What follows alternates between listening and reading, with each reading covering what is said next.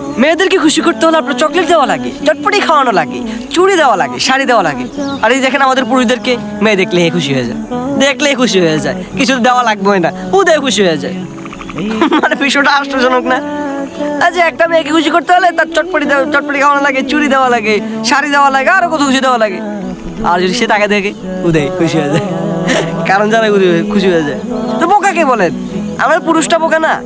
আমরা কেন একটা মেয়েকে খুশি করতে গিয়ে চটপটি খাওয়াবো, চুড়ি দিব, শাড়ি দিব, হ্যাঁ তুমি আমার, তোমাকে চাই, তোমাকে পেতে হবে, তোমাকে চাই, এগুলো কেন? কি দরকার?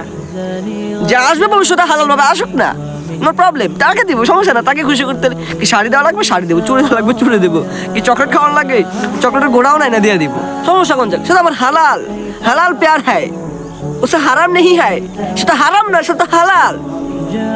মানে হারাম ভাবে একটা মেয়েকে খুশি করতে চকলেট দেয়, চটপুরি খাওয়ায়। আজকে কি খাবা জানো? চটপুরি খাবা নাকি আজকে বেলপুরি খাবা? কি খাবা? চুড়ি দিব আজকে না শাড়ি দিব? দিব কি লাগবে কোনটা?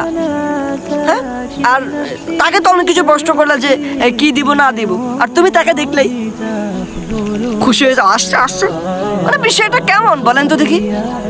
হ্যাঁ দিব তো, অবশ্যই চকলেট দিব, অবশ্যই চুড়ি দিব, সবই দিব, হালাল যে আসবে তাকে দিব। কেন হারাম একটা মেয়েকে দিতে বলবো? হারাম একটা বেটি, কিসের মেয়ে বেটি বলবেন? হারাম বেটিকে কখনোই দিব না, সে মেয়ে হওয়ার যোগ্যতায় রাখে না, শুধু বেটি।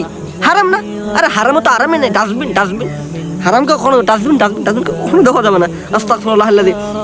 সো মানে কেমন, আমরা তো পুরুষটা বোকা, এই যে দেখেন উদয় আসে, হাসতে হাসে। তো এরকম করা যাবে না কিন্তু, ঠিক আছে? এরকম করা যাবে না।